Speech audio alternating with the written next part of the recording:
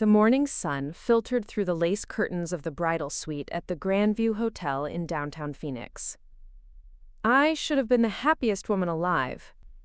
Instead, I stood frozen in my wedding dress, clutching my phone as the words on the screen burned into my memory. "Hey babe, hope you don't mind, but I invited Chelsea to join us in Maui.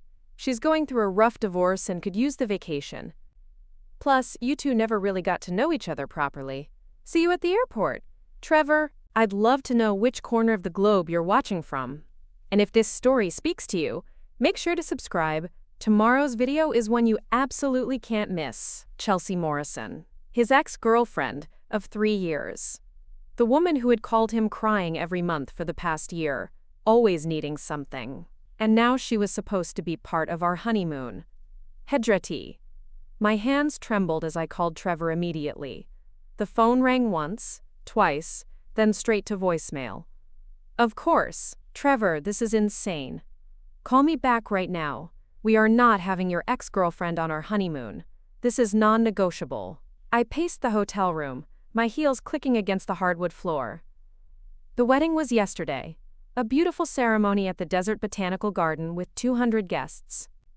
Everyone said we looked perfect together.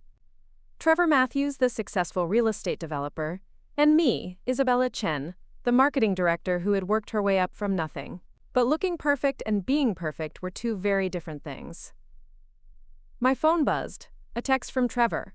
"Already at the airport, flight leaves in 2 hours. Chelsea's flight lands 30 minutes before ours. We'll meet her at the gate. Don't make this weird, Izzy. It's just a friend helping a friend." Just a friend. The friend who had somehow managed to remain in his life through our entire 2-year relationship. The friend who always seemed to need him whenever we had plans. The friend who had conveniently gotten divorced just 3 months ago. I scrolled through my contacts and found Richard Matthews, Trevor's father, the man who had built Matthews Construction from nothing and raised Trevor as a single dad after his wife died when Trevor was 12. Richard had always been kind to me, always treated me like the daughter he never had. "Richard, it's Isabella. I need to talk to you. Something's happened."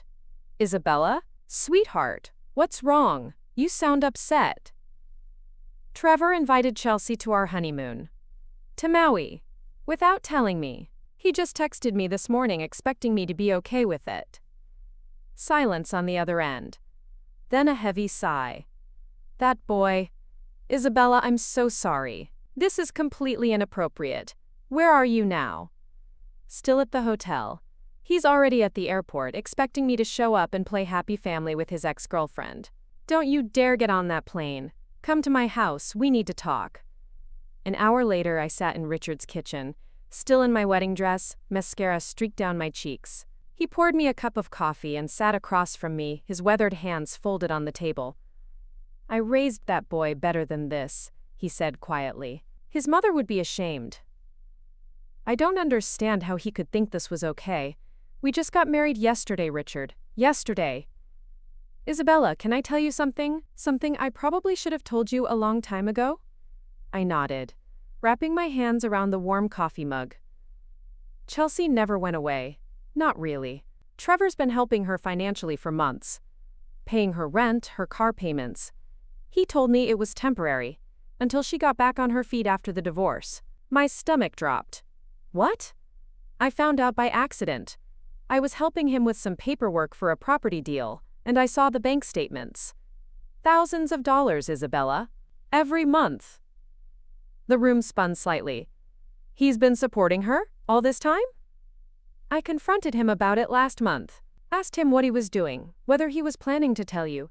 He said it was complicated, that you wouldn't understand."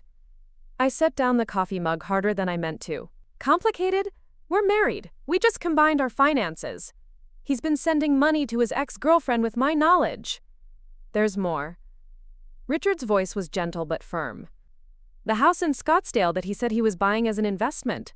It's where Chelsea's been living. He bought it for her." The betrayal hit me like a physical blow. The house he'd been so secretive about. The one he said was a, quote, business opportunity that I didn't need to worry about. The house that had somehow required so many evening meetings and weekend check-ins. "How long have you known?" "I suspected for months. But I confirmed it last week.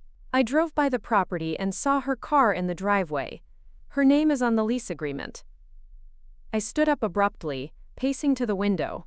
Outside, Phoenix sprawled under the desert sun, beautiful and harsh. Just like my new reality. Hode. What am I supposed to do, Richard? I just married him. Our families were there. Our friends. I took his name. I quit my job to move to his house. You're supposed to make the decision that's right for you. Not for him. Not for our families. Not for anyone else. For you. My phone buzzed. Trevor again. Izzy, where are you? Flight board's in 40 minutes. Chelsea's already here, and she's excited to meet you properly. Don't let your insecurities ruin this trip. Insecurities. He called my legitimate concerns about his ex-girlfriend joining our honeymoon insecurities. I showed the text to Richard. His jaw tightened. That's it. I'm done watching my son treat people like this. Isabella, I have a proposition for you. What kind of proposition? I was supposed to go to my cabin in Aspen this week. It's been planned for months. I go every year around this time to clear my head and do some fishing. But I can't stand the thought of you sitting here alone while he's in Hawaii with that woman. Richard, I appreciate the thought, but I need to figure out what I'm going to do about my marriage. Who says you can't figure it out in Aspen? Beautiful scenery, peace and quiet, and someone who actually cares about your well-being. Plus, Trevor will lose his mind when he finds out where you are. Despite everything, I almost smiled. You want me to come to Aspen with you instead of going on my honeymoon? I want you to come to Aspen with someone who respects you. Someone who thinks you deserve better than what my son is offering. Someone who raised that boy and is thoroughly disappointed in how he turned out. My phone rang. Trevor's name flashed on the screen. Don't answer it, Richard said. Let him sweat for a while. But I picked it up anyway. Hello, Trevor. Izzy. Thank God. Where are you? We're about to board. Chelsea's been asking about you.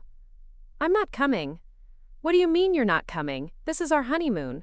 No, this is your vacation with your ex-girlfriend that you're financially supporting. A vacation you planned without consulting your wife. Wife? Isabella, you're being dramatic. It's just Chelsea. You know there's nothing between us anymore. Really? Then why have you been paying her rent for months? Why did you buy her a house in Scottsdale? Why is she living in a property that you told me was a business investment? Silence. Long, telling silence. How did you? Isabella, it's not what you think. It's exactly what I think. And you know what? I'm going to Aspen with your father. At least he has the decency to be honest with me. Your what? Put my dad on the phone. Right now. I handed the phone to Richard. He looked at me, winked, and answered. Hello, son. I could hear Trevor's voice through the phone, high-pitched and angry, but I couldn't make out the words. Trevor, calm down. You made your choice when you invited that woman on your honeymoon. Isabella made hers when she decided she deserved better. We're leaving for Aspen in 2 hours. More shouting from Trevor. No, son. You listen to me. You've been lying to your wife, supporting another woman financially, and now you expect her to smile and play along while you take your ex-girlfriend to Hawaii. That's not how marriage works. That's not how respect works. Richard held the phone away from his ear as Trevor's voice got louder. A lot of love and effort went into bringing this story to life. If you're enjoying it, we'd be so grateful if you'd subscribe to our channel. Now, back to where we left off. When you're ready to have an adult conversation about your priorities, you call us. Until then, Isabella and I are going to enjoy the mountains. He hung up and turned to me. Are you ready to get out of here? I'm still in my wedding dress. We'll stop by your apartment and get some clothes. Then we're heading to the mountains. You can decide what you want to do about Trevor when you've had some time to think clearly. 2 hours later, I was in Richard's truck, heading north toward Flagstaff and then on to Aspen. I'd changed into jeans and a sweater, packed a bag with clothes I'd never unpacked after moving in with Trevor, and left my wedding dress hanging in the hotel room. My phone had been buzzing nonstop. Trevor, my mother, my sister, Trevor's cousin who had been at the wedding. But I'd turned it off somewhere around Flagstaff. Feeling better? Richard asked as we climbed into the mountains. Honestly, yes. For the first time in months, I feel like I can breathe. Good. That's a good sign. Richard, can I ask you something? Anything. When did you know? About Chelsea, I mean. When did you know it was more than just Trevor helping a friend? Richard was quiet for a long moment, navigating a winding mountain road. I think I knew when she started calling during your engagement party. Remember that night in March? We were all celebrating at the restaurant, and Trevor stepped outside to take a call. He was gone for 20 minutes. I did remember. Trevor had said it was work, something urgent about a client. But when he came back, he seemed distracted, distant. She was crying about the divorce proceedings. Needed someone to talk to. But Isabella, here's the thing. I was married for 15 years before my wife died. I know what it looks like when someone's heart is divided. And my son's heart has been divided for a long time. Do you think he loves her? I think he loves the idea of being needed by her. She's been the damsel in distress for so long that he doesn't know how to let her go. But you? You're strong, independent, successful. You don't need him the way she does. And I think that scares him. So he married me but kept her? I think he married you because he knew you were the right choice. But he kept her because he's not mature enough to make the hard decisions that come with marriage. We drove in comfortable silence for a while, the landscape changing from desert to pine forest as we climbed higher into the mountains. Richard, what if I made a mistake? What if I should have tried to work it out? Isabella, let me ask you something. If this had been any other major decision in your life, your career, your finances, your health, would you have made it without consulting the person you were planning to spend your life with? Of course not. Then why should he get a pass for making major decisions about your marriage without consulting you? My phone, which I'd turned back on to check the time, immediately started buzzing with notifications. 17 missed calls from Trevor. 23 text messages. 6 voicemails. I scrolled through the texts. Isabella, please answer your phone. This is ridiculous. You're overreacting. Chelsea thinks you hate her. She's really upset. My dad has no business getting involved in our marriage. Fine. Stay in Aspen. See if I care. Actually, I do care. Call me. Isabella, I'm in Hawaii trying to enjoy my honeymoon. The least you could do is answer your phone. Chelsea keeps asking where you are. This is embarrassing. I can't believe you're being this childish. Okay, maybe I should have talked to you first. But you're married to me, not Chelsea. What's the big deal? Are you seriously going to let my father ruin our marriage? Isabella, answer your phone. I showed a few of the messages to Richard. He shook his head. He still doesn't get it. No, he doesn't. Even now, he's more concerned about Chelsea's feelings than mine. What do you want to do? I thought about it as we wound through the mountain passes. What did I want to do? For the first time in months, I felt like I could think clearly about what I actually wanted, not what everyone else expected from me. Mina, I want to see your cabin. I want to sit by a fire and figure out what my life looks like now. I want to not think about Trevor and Chelsea for a few days. That sounds like a good plan. The cabin was perfect, rustic but comfortable, perched on a hillside overlooking a valley filled with aspens that were just starting to turn gold. There was a stone fireplace, a wraparound porch, and a silence that felt like a balm after the chaos of the last 24 hours. It's beautiful, Richard. My wife and I bought it when Trevor was 10. We came here every fall to watch the leaves change. After she died, I kept coming. It helps me remember what's important. What's important? Peace, honesty, knowing that the people you love have your back.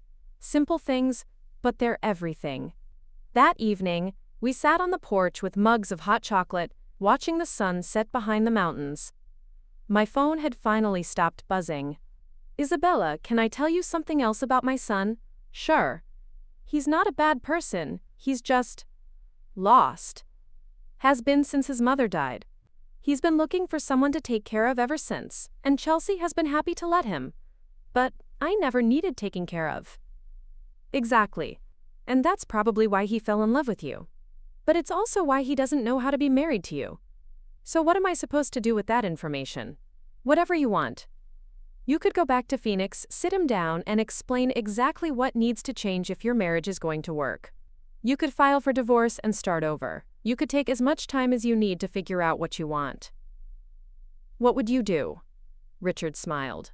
"I'd probably take some time to figure out what I wanted. But I'm not you, and I'm not in your situation." That night, I lay in the guest room listening to the wind in the trees and thinking about the last 2 years. Trevor had been charming, successful, everything I thought I wanted in a partner. But looking back, I could see the red flags I'd ignored. The way he'd dismiss my concerns about Chelsea, the secretive phone calls, the unexplained expenses that he'd brush off as business investments. I'd been so focused on the wedding, on the idea of being married, that I'd stopped paying attention to whether I actually wanted to be married to him. The next morning, Richard made coffee and pancakes while I sat at the kitchen table, finally ready to listen to Trevor's voicemails. "Isabella, it's me. Look, I know you're upset, but you need to call me back. We can work this out." "It's me again. Chelsea's really hurt that you didn't come. She keeps asking if she did something wrong. I don't know what to tell her." "Isabella, this is getting out of hand. You're embarrassing me in front of Chelsea. She thinks there's something wrong with our marriage." "Okay, I talked to Chelsea about it. She says she's willing to go home early if that's what you want. But honestly, she's been through enough with the divorce. Can't you just be the bigger person here? I don't understand why you're making this so difficult. It's not like I'm sleeping with her. She's just a friend who needed help. My dad called me. He told me some things. Maybe we need to talk when I get back." I looked up at Richard, who was flipping pancakes at the stove. "He talked to you?" "Yesterday, after you went to bed." He called back, calmer this time. I told him a few things about what it means to be married. "Like what?" "Like the fact that marriage means your spouse comes first. Always. Before your parents, before your friends, before your ex-girlfriends, before everyone." "And what did he say?" "He said he never thought about it that way." I almost laughed. He never thought about it that way? "Richard, we went through premarital counseling. We talked about exactly this stuff. Talking about it and understanding it are different things, Isabella. Trevor's been able to keep everyone happy for so long that he doesn't understand that marriage sometimes means disappointing other people. Well, he's about to learn." I called Trevor back while Richard was out getting firewood. He answered on the first ring. "Isabella, finally. Where are you? Are you okay?" "I'm in Aspen with your father." "And I'm fine." "You're not fine. You're upset, and you have every right to be. I handled this badly." "You handled this badly?" "Trevor, you invited your ex-girlfriend on our honeymoon without telling me. You've been financially supporting her for months without telling me. You bought her a house without telling me. This isn't about handling something badly. This is about you living a double life." "It's not a double life. Isabella, I love you. I married you. Chelsea is she's just someone who needs help right now. Someone you're in love with." "What?" "No, Isabella, that's not true." "Then prove it." "How?" "Cut off all contact with her. Stop paying her bills. Sell the house in Scottsdale. Choose your marriage over your need to rescue her." Silence. "Trevor? Are you there?" "I'm here. Isabella, it's not that simple. She doesn't have anyone else. Her family disowned her after the divorce. She's got no money, no job skills. If I cut her off, she'll be homeless. And that's your responsibility, because I'm the only person who's ever really cared about her." And there it was. The truth he'd been avoiding for months. "Trevor, do you hear yourself? You're talking about her like she's your wife. Like you're responsible for her welfare. She's my friend, Isabella. I can't just abandon her." "But you can abandon your actual wife on your honeymoon." That's not what I did." "That's exactly what you did. You chose her needs over mine. You chose her feelings over mine. You chose your relationship with her over your marriage to me." "Isabella, please. Come home. We can work this out. I'll talk to Chelsea, explain that things need to change now that I'm married. Things needed to change 2 years ago when we started dating. They needed to change when you proposed. They needed to change when we got married yesterday. But you didn't change them. You escalated them. What do you want me to do?" "I want you to figure out what you want. Do you want to be married to me?" Really married, not just legally married? Or do you want to keep playing house with Chelsea while I sit at home pretending everything's fine? I want to be married to you. Then prove it. When you get back from Hawaii, we'll talk. But Trevor, I need you to understand something. I'm not going to share my husband with another woman. I'm not going to pretend it's normal for you to support your ex-girlfriend financially. I'm not going to smile and be friends with someone who clearly wants my place in your life. Chelsea doesn't want your place in my life. Then why is she on our honeymoon? No answer. I'll be back in Phoenix in a few days. When you're ready to have an honest conversation about what you want our marriage to look like, call me. Until then, enjoy Hawaii. I hung up and found Richard standing in the doorway with an armload of firewood. How did it go? About like you'd expect. He still doesn't understand why I'm upset. What are you going to do? I'm going to stay here for a few more days and figure out what I want, and then I'm going to make some decisions about my life. Good. That's all anyone can do. That afternoon we hiked through the aspen groves, the leaves crunching under our feet. The silence was comfortable, peaceful. I felt more relaxed than I had in months. Richard, can I ask you something personal? Sure. Do you think Trevor really loves me? Richard stopped walking and turned to face me. Isabella, I think Trevor loves you as much as he's capable of loving anyone right now. But I also think he's got some growing up to do before he can be the husband you deserve.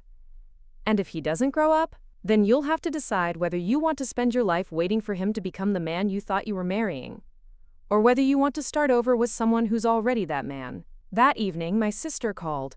Isabella, where are you? Trevor called Mom and Dad looking for you. He's freaking out. I'm in Aspen with Richard, and I'm fine. Aspen? Isabella, what's going on? Trevor said you had a fight about the honeymoon, but he wouldn't give any details. I told her everything. The invitation to Chelsea, the financial support, the house in Scottsdale, all of it. When I finished, she was quiet for a long moment. Oh, Isabella, I'm so sorry. That's not okay. I know it's not okay, but I don't know what to do about it. What do you want to do? Honestly, I want to stay here forever. I want to pretend the last 2 years never happened. I want to start over. You can start over. You know that, right? You're 28 years old. You have a great career, you're smart, you're beautiful. You don't have to stay married to someone who doesn't respect you. But we just got married yesterday. Everyone was there. What am I supposed to tell people? You're supposed to tell them that you discovered your husband was living a double life, and you decided you deserved better. Anyone who has a problem with that isn't worth worrying about. Mom's gonna be devastated. Mom's gonna be fine, she loves you, she wants you to be happy. If Trevor's not making you happy, she'll support whatever decision you make. What if I'm making a mistake? What if I'm being too hasty? Isabella, you've been dealing with this for 2 years. You've been patient, understanding, accommodating. You've given him every opportunity to choose you. Yesterday, on your wedding day, he chose someone else again. How much more time do you need to see the pattern? After we hung up, I sat on the porch watching the stars come out. The sky was so clear here, so different from the city. I could see the Milky Way, something I'd forgotten was possible. Penny, for your thoughts? Richard came out with 2 mugs of tea. Just thinking about what my sister said, about patterns and choices. What did she say? That Trevor's been choosing Chelsea over me for 2 years. And that yesterday was just the most obvious example. What do you think? I think she's right. I think I've been so focused on trying to make our relationship work that I stopped paying attention to whether it actually was working. And now I'm wondering if I've been trying to force something that was never meant to be. Only you can answer that. Richard, what was it like with your wife? How did you know she was the right person? Richard smiled, settling into the chair next to mine. I knew because being with her felt like coming home. Not just physically, but emotionally. She was my safe place, my person. When something good happened, she was the first person I wanted to tell. When something bad happened, she was the first person I wanted to comfort me. And Trevor? What about him? When something good happens, who do I want to tell first? When something bad happens, who do I want comfort from? Richard waited while I thought about it. My sister. My best friend from college. You, actually, over the last couple of days. And Trevor? I want to tell Trevor when I think it's something he'll be proud of. when I think it'll make him happy. But when something bad happens, I don't go to Trevor, I go to other people.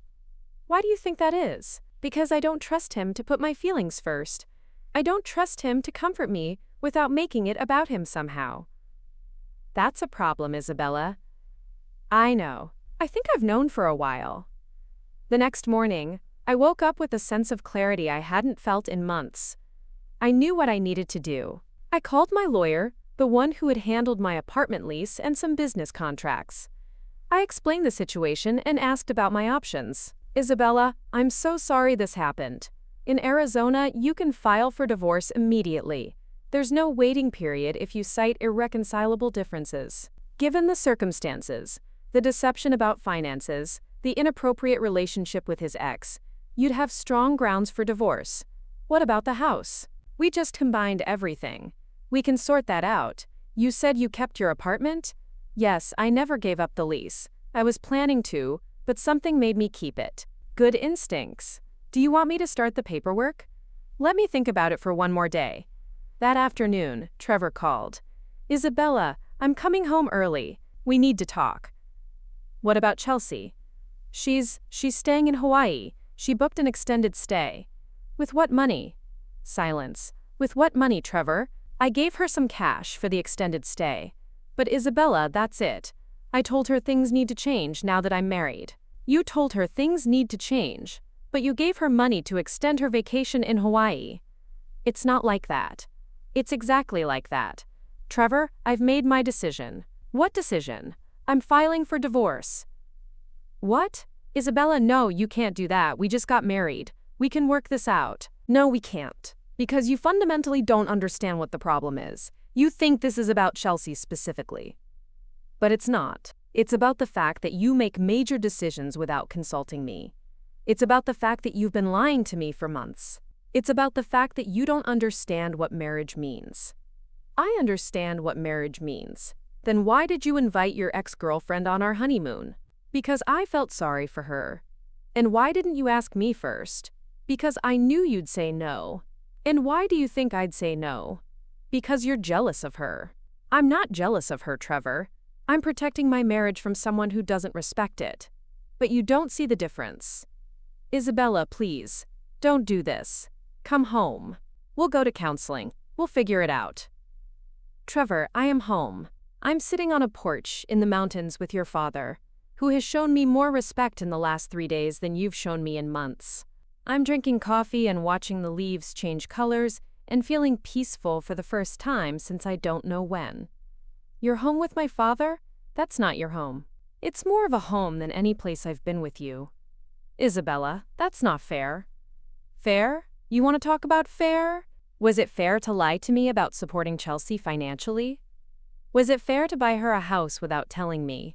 Was it fair to invite her on our honeymoon without asking me? Okay, I made mistakes. But divorce? Isabella, that's extreme. No, Trevor. Extreme would be staying married to someone who doesn't respect me enough to be honest with me. I do respect you. Then why have you been lying to me for months? No answer. Trevor, I'm going to ask you one more time. Are you in love with Chelsea? Isabella, it's complicated. It's not complicated. It's a yes or no question. Are you in love with her? I care about her. That's not what I asked. Yes, I think I am, but I love you too. You can't love us both, Trevor. That's not how love works. Why not? Because love means choosing someone. It means putting their needs before everyone else's. It means being honest with them even when it's hard. It means consulting them before making major decisions. You've never done any of those things for me. I can learn. Maybe you can, but you're going to have to learn with someone else. Isabella, please. I'm hanging up now. My lawyer will be in touch with you about the divorce papers. Isabella, wait. I hung up and turned off my phone.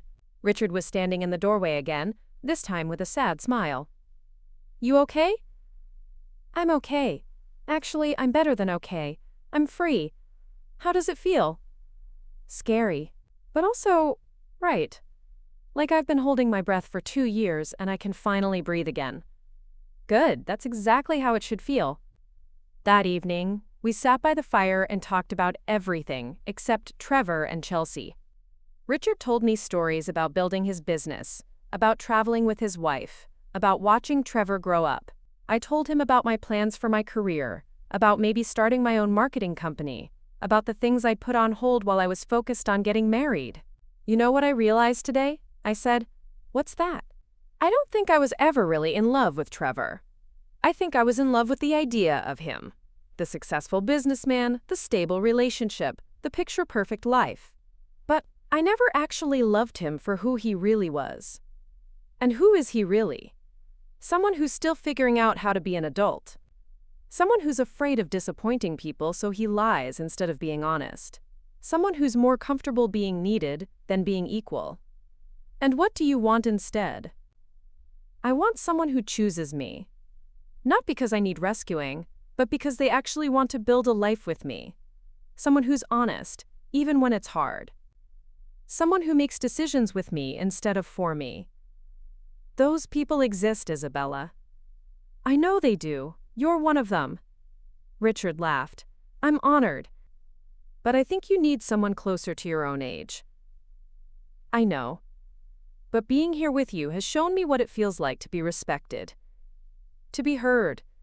To be treated like an equal. I'd forgotten that was possible. Don't forget it again.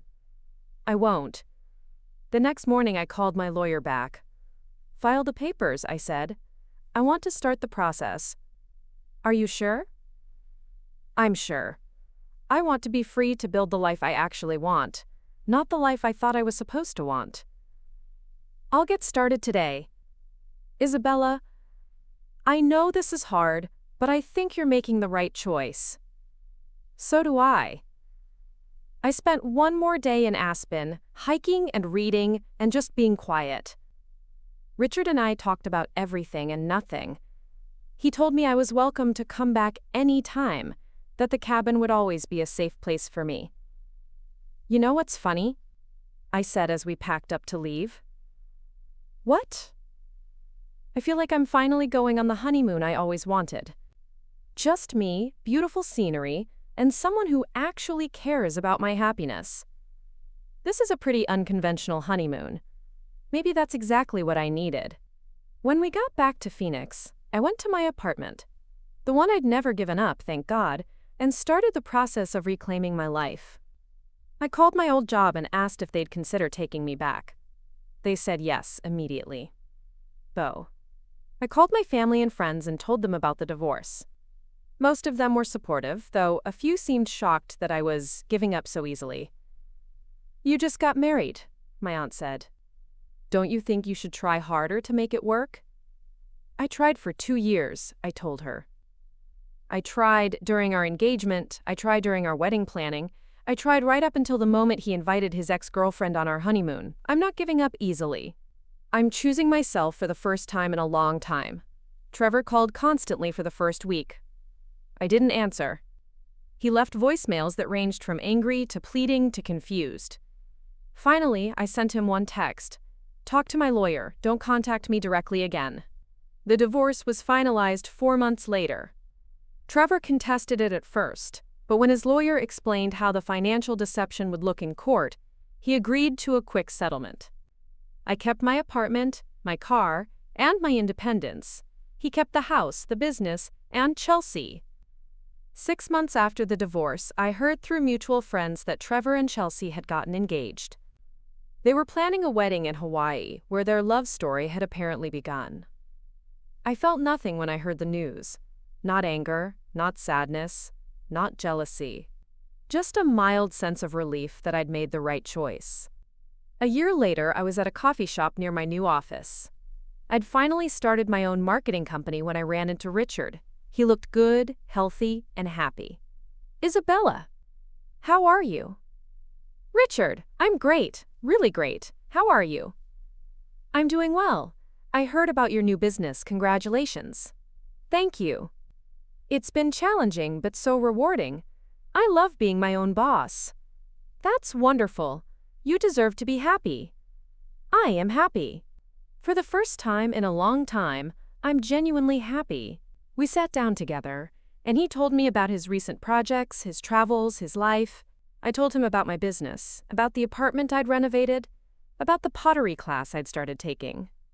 "You know what I realized?" I said. "That week in Aspen changed everything for me. Not just because it gave me the clarity to leave Trevor, but because it showed me what it felt like to be valued for who I am, not for what I could provide for someone else. That's all I wanted for you, to see yourself the way other people see you. And how do other people see me? As someone strong, intelligent, and deserving of real love. Not the conditional kind Trevor was offering, but the kind that puts you first. Speaking of which, how is Trevor? I assume you two have talked." Richard's expression grew serious. "He's struggling. The marriage to Chelsea isn't going well. Turns out when you remove the drama and the rescuing dynamic, there wasn't much left between them." "I'm sorry to hear that." "Are you?" I thought about it honestly. Actually, yes. I don't want Trevor to be miserable, I just didn't want to be miserable with him. "That's very mature of you. I've had a lot of time to think about it. Trevor isn't a bad person. He's just not the person for me. And I'm not the person for him. We both deserve to be with someone who brings out the best in us. Have you met anyone?" "I've been on a few dates. Nothing serious yet. But I'm not in a hurry. I'm enjoying getting to know myself again." "That's smart. You have plenty of time. Richard, can I tell you something?" "Of course. Thank you. For everything. For being honest with me when no one else would be. For giving me a safe place to figure out what I wanted. For showing me what it looks like when someone actually has your best interests at heart. You don't need to thank me, Isabella. You did the hard work. You made the difficult choices. I just provided the coffee and the mountain air. And the wisdom. Don't forget the wisdom." "Well, I am pretty wise," he said with a grin. "Comes with age." "Are you still going to Aspen every year?" "Every year. You're still welcome to join me anytime." "I might take you up on that. I loved it there." "Good. The mountains are good for the soul." We finished our coffee and hugged goodbye. As I walked back to my office, I thought about how much my life had changed in just 1 year. I'd gone from being a woman who was afraid to stand up for herself to someone who had built her own business, her own life, her own future. My phone buzzed with a text from a client, happy with the campaign we'd just launched. Then another from my sister, asking if I wanted to grab dinner.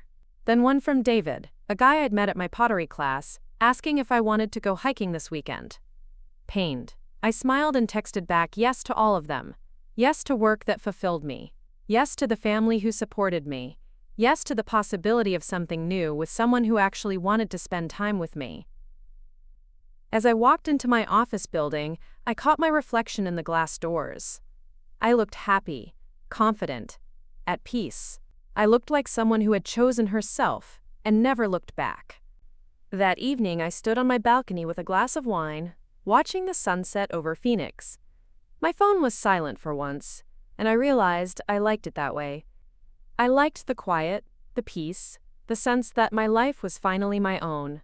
I thought about the woman I'd been a year ago, standing in that hotel room in her wedding dress, reading a text that would change everything.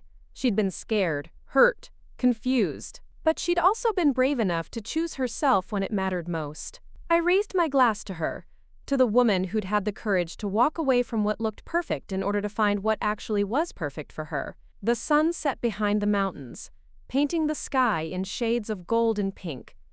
Somewhere in those mountains was a cabin where I'd learned to breathe again. Somewhere in Hawaii was a man who'd chosen the wrong woman twice, and was probably figuring that out the hard way. But here, in my own apartment, with my own business, my own life, my own future spread out before me like an open road, I was exactly where I belonged. I finished my wine and went inside to call my sister back. Tomorrow I had a business to run, a life to live, and a future to build. And for the first time in years, I couldn't wait to see what came next. The phone rang once before she picked up. "Isabella, how was your day?" "Perfect," I said and meant it. Absolutely perfect. And as I settled into my favorite chair with my sister's voice in my ear, I realized that this was what happiness felt like, not the desperate, anxious kind I'd felt with Trevor, always waiting for the other shoe to drop, but the quiet, confident kind that came from knowing exactly who you were and exactly what you deserved. Waptis. I'd found my way home, not to a place but to myself, and I was never leaving again. Looking for more? We've got 2 amazing stories ready for you right on screen. If this one touched you, these are absolutely worth your time. Click to watch them now. And hey, subscribe and hit that bell to never miss our latest uploads.